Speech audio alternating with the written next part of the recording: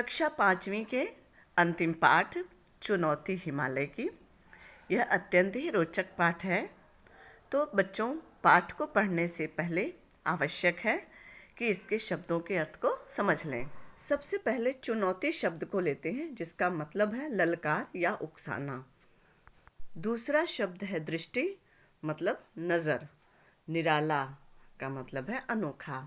आपत्ति, जिसका मतलब है विरोध या संकट। मील, माप प्रणाली की एक इकाई। छठा है निर्गम पथ, मतलब न जाने योग्य रास्ता। सातवां है स्पर्श यानी छूना। आठवां है गाइड, मार्गदर्शन करने वाला। दुभर यानी मुश्किल। वीरान मतलब कि सुनसान। सुकून मतलब शांति। 12वां है स्फूर्ति यानी कि ताजगी। 13 है शिखर यानी कि पहाड़ की चोटी। अगला देखेंगे मुकुट मतलब ताज। हिम मतलब बर्फ। दुर्गम यानी कठिन। ओझल गायब होना। ढल जाएगा, बीत जाएगा। हिदायत मतलब चेतावनी। और 20 है तादाद यानी कि संख्या। उपचार यानी इलाज। और अंत में इरादा मतलब विचार। खाइयाँ, गहरे गड्ढे। पर्वतारोही, पहाड़ों पर चढ़ने वाला। पर्वतारोहण, पर्वत पर चढ़ना। भारत के इस नक्शे में आप देखें कि लद्दाख पहले जम्मू कश्मीर में था, किंतु अक्टूबर 2019 को इसे केंद्र शासित राज्य बना दिया गया। और ये है तिब्बत। पाठ 18 चुनौती हिमालय की। जवाहर जी अपनी कश्मीर यात्रा में अमरनाथ यात्रा का भी वर्णन किए हैं, जो यहाँ आपके पाठ में प्रस्तुत है। आप इन्हें पढ़ें और समझें। जोजिला पास से आगे चलकर जवाहरलाल मतायन पहुँचे तो वहाँ के नवयुवक कुली ने बताया, साहब, सामने उस बर्फ के ढके पहाड़ के पीछे अमरनाथ की गुफा है। लेकिन साहब, रास्ता बहुत टेढ़ा है। किशन ने कुली की बात काटी। बहुत चढ़ाई है और साहब दूर भी है। किंतु जवाहर पर इसका कुछ असर नहीं हुआ। मुश्किलों के बारे में सुनकर वे सफ़र के लिए और भी उत्सुक हो गए। उनके साथ किशन और कुली, उनके चचेरे भाई तो साथ थे ही। अगले दिन सुबह सुबह जवाहर तैयार होकर बाहर आ गए। तिब्बती पठार का दृश्य निराला था। दूर दूर तक वनस्पति रहित उजाड़ चट्टानी इलाका दिखाई दे रहा था। सर्द हवा के झोंके हड्डियों तक ठंड पहुंचा रहे थे।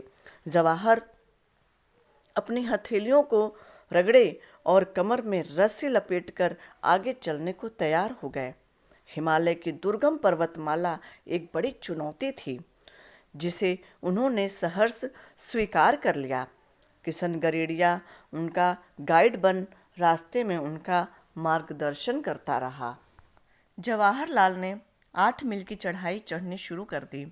8 मील की दूरी कोई बहुत दूरी नहीं होती है, लेकिन इन पहाड़ी रास्तों पर 8 कदम चलना भी मुश्किल होता है। रास्ता सुनसान था। चारों तरफ बस पथरीली चट्टानें, सफ़ेद बर्फ दिखाई दे रहे थे। जवाहरलाल बढ़ते जा रहे थे। ज्यों ज्यों ऊपर चढ़ते गए, त्यों त्यों सांस लेने में दिक्कत होने लगी। कुली के नाक से खून बहने लगा। जल्दी से जवाहरलाल ने उसका उपचार किया। थोड़ी देर में बर्फ पड़ने लगी और फिसलन बढ़ गई। चलना दुभर हो गया। थकान से अलग ही बुरा हाल हो रहा था। तभी सामने बर्फीला मैदान नजर आया, जो शीघ्र ही बर्फ के धुंधलके में ओझल हो गई।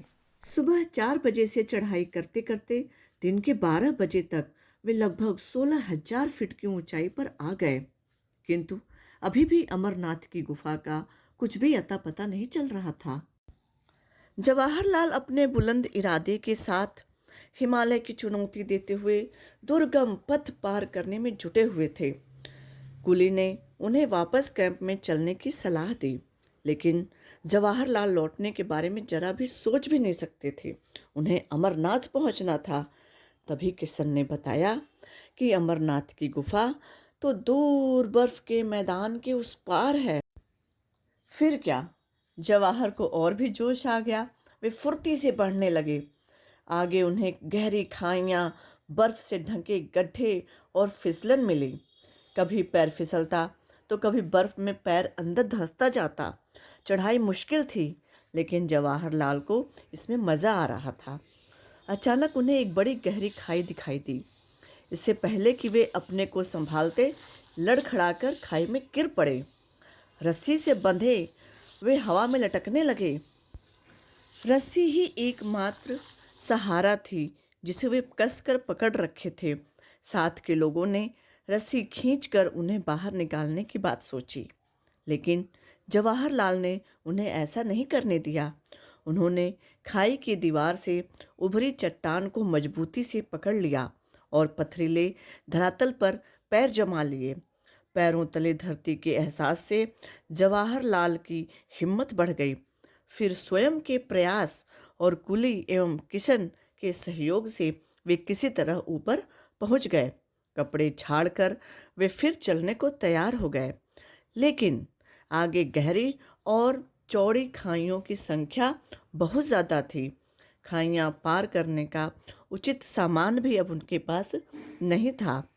इस कारण जवाहरलाल को अमरनाथ तक का सफ़र अधूरा छोड़कर वापस लौटना पड़ा।